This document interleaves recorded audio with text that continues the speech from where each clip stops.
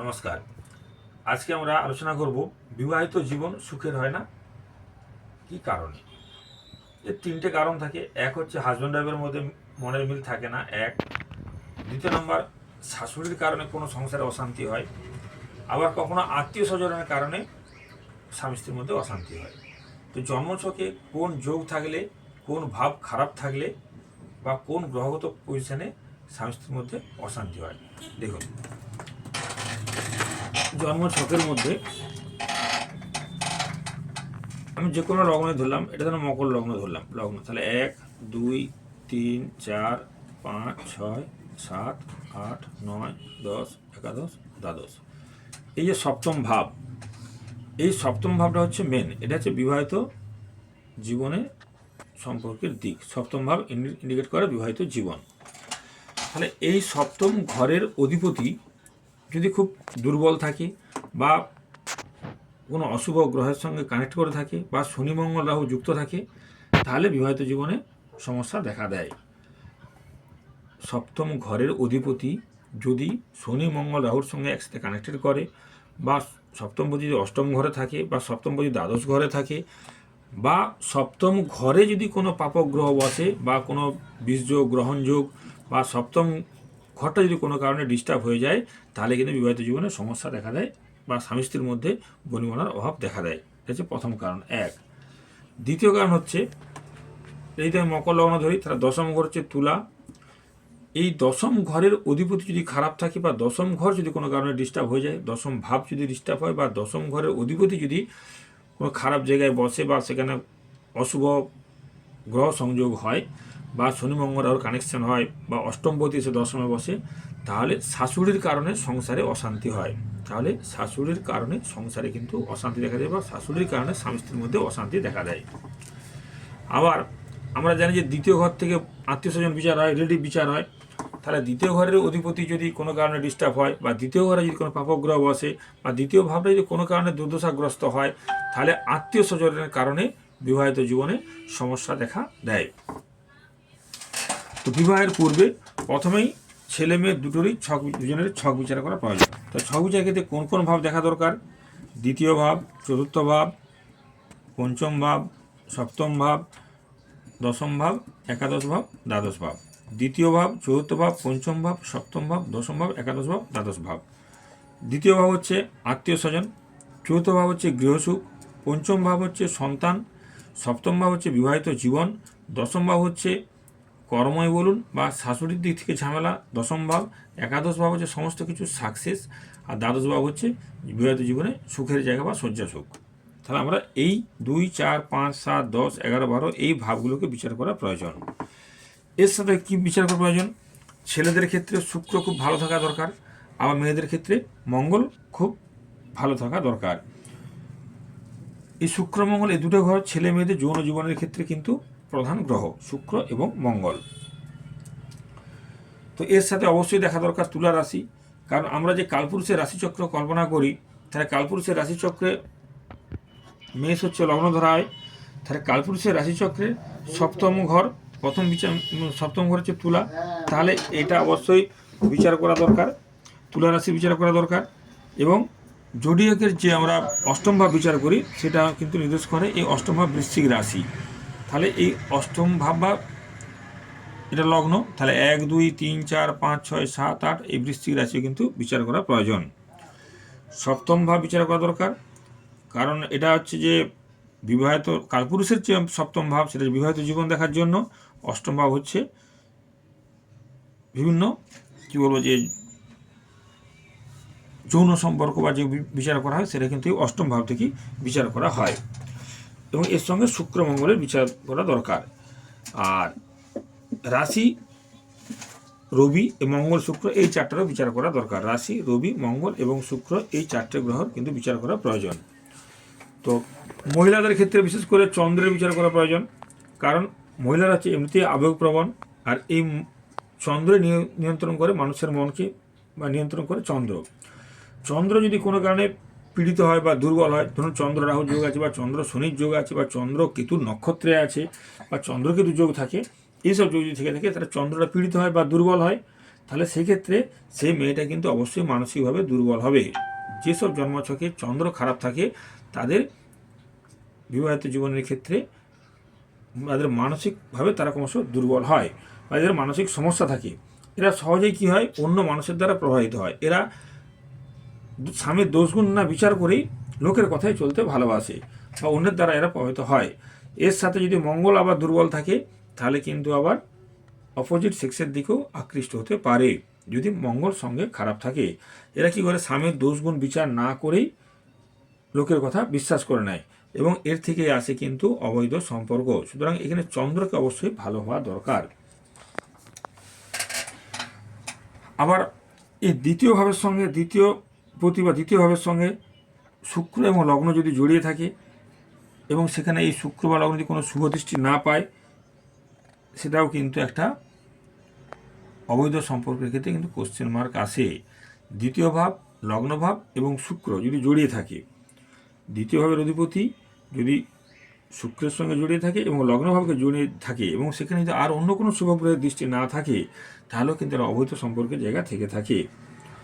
আবার এই লগ্নভাব আর এই ষষ্ঠ ভাব, লগ্নভাব এবং ষষ্ঠ ভাব যদি অশুভভাবে একসাথে যুক্ত হয় খারাপ দৃষ্টিতে, তাহলেও কিন্তু একই প্রশ্ন আসে। লগ্নভাব এবং ষষ্ঠ ভাব যদি দুটো একই সঙ্গে যুক্ত থাকে অশুভভাবে, শুভভাবে না অশুভভাবে, তাতে যদি শুভ গ্রহের দৃষ্টি না পড়ে সেক্ষেত্রেও কিন্তু একটা অবৈধ প্রেমের জায়গা কিন্তু আসে। আবার দ্বিতীয় প্লাস সপ্তম এবং দশম এর সঙ্গে যদি ষষ্ঠ ভাব হয়, যুক্ত হয়, দ্বিতীয়, সপ্তম, দশম এবং ষষ্ঠ ভাব, এই চারটা ভাব যদি একসঙ্গে জড়িয়ে থাকে তাহলেও কিন্তু জীবনে অবৈধ সম্পর্ক আসতে পারে। দ্বিতীয়, সপ্তম, দশম এবং ষষ্ঠ ভাব যদি একসঙ্গে যুক্ত থাকে তাহলেও কিন্তু অবৈধ সম্পর্কের জায়গা আসে। আবার যদি এই সপ্তম ঘর ড্যামেজ থাকে এবং রবি তুলায় নিচ্চস্ত থাকে, রবি দুর্বল থাকে বা রবি কোনো শুভ নক্ষত্র না পায় বা রাহুযুক্ত থাকে, সপ্তম ঘর ডিস্টার্ব এবং সঙ্গে যদি রবির নিচ্চস্ত হয়, দুর্বল হয় বা ভালো নক্ষত্র না পায় বা অশুভভাবে কানেক্টেড থাকে, তাহলেও কিন্তু মেয়েদের নিয়ে জীবনে কিন্তু অনেক ছেলেদের ক্ষেত্রে কিন্তু অনেক বদনাম আসে। মেয়েগঠিত কারণে ছেলেদের কিন্তু অনেক বদনাম আসে এবং প্রচুর অর্থহানিও কিন্তু হয়। আবার এই শুক্র যদি শনি বা মঙ্গলের ঘরে থাকে এবং শনি মঙ্গল দ্বারা দৃষ্ট হয় তাহলেও কিন্তু একই ফল দেয়। শুক্র যদি শনি বা মঙ্গলের ঘরে থাকে, শনির ঘর বলতে গেলে কুম্ভে থাকতে পারে, মকরে থাকতে পারে, মঙ্গল মানে বৃশ্চিক এবং মেষে থাকতে পারে, এবং তাকে সেই শুক্র যদি মঙ্গল শনির ঘরে থাকে এবং শনি মঙ্গল যদি তাতে আবার দৃষ্টি দেয় তাহলেও কিন্তু, এবং যদি কোনো শুভ গ্রহের দৃষ্টি না পায় তাহলেও কিন্তু একই ফল দেখা দেয়।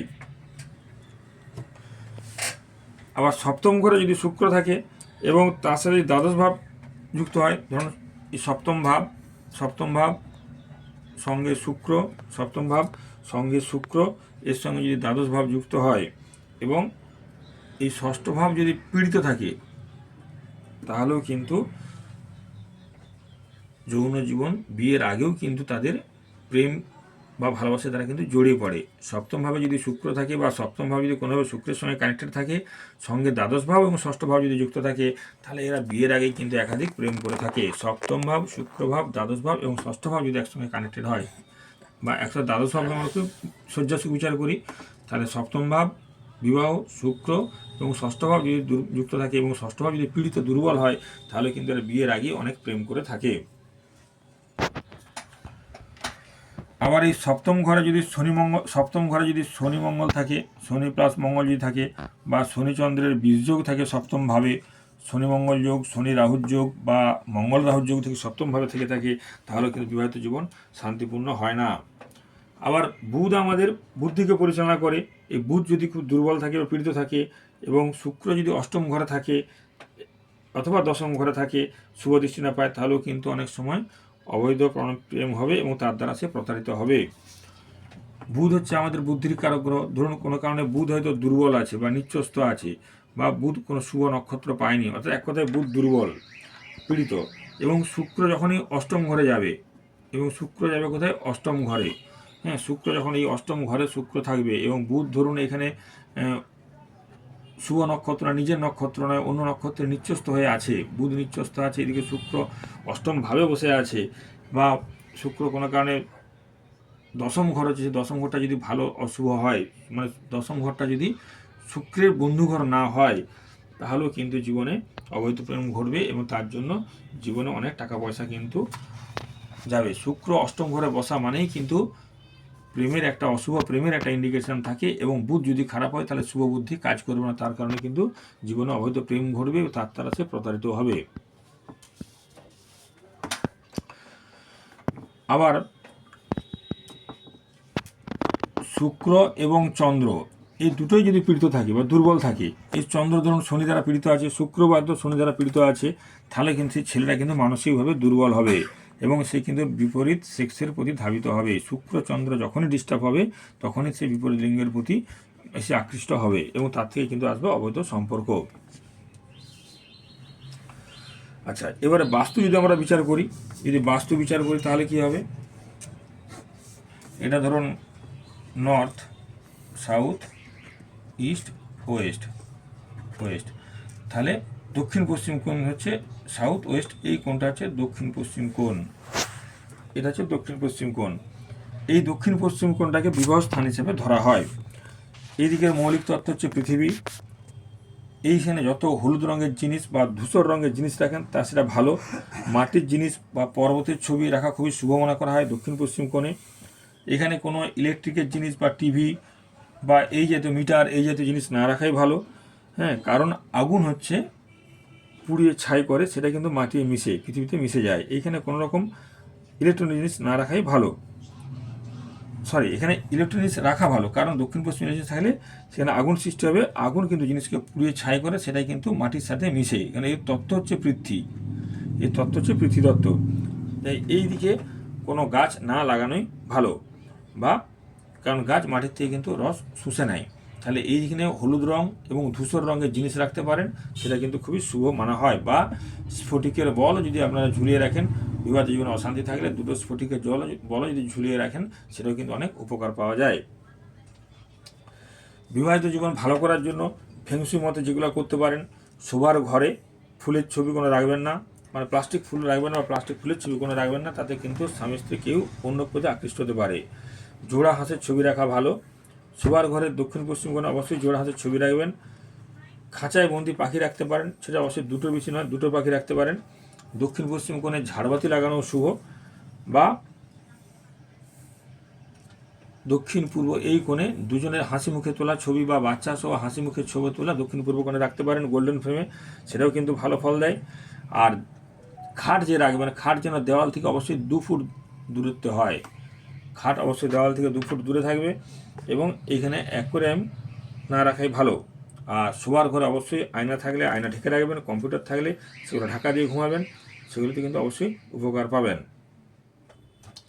বা 8 রডযুক্ত হাওয়াই ঘণ্টা রাখতে পারেন, এখানে যত শোয়ার ঘরে রাখবেন তত ভালো। 8 রডযুক্ত ঘণ্টা কিন্তু রাখতে হবে। আর শোয়ার ঘরে দিক অনুযায়ী লাল রং শুভ মানা হয়, কিন্তু লাল রং কোন দেওয়ালে দিবেন সেটা বা রাশি অনুযায়ী বিচার করে তবে দেওয়া প্রয়োজন। আর অনেকেই হয়তো বাড়িতে শোবার ঘরে হয়তো গাছ লাগিয়ে রাখেন, সেখানে কাঁটাযুক্ত গাছ অবশ্যই রাখবেন না। আর দক্ষিণ পশ্চিম কোণ যত শুভ থাকবে তত কিন্তু ভালো। দক্ষিণ পশ্চিমে কুয়া গর্ত জলের জায়গা না করাই ভালো, কারণ এটা রাহুর জায়গা, এখানে কোনো কুয়া গর্ত জলের জায়গা সেটা না করাই ভালো।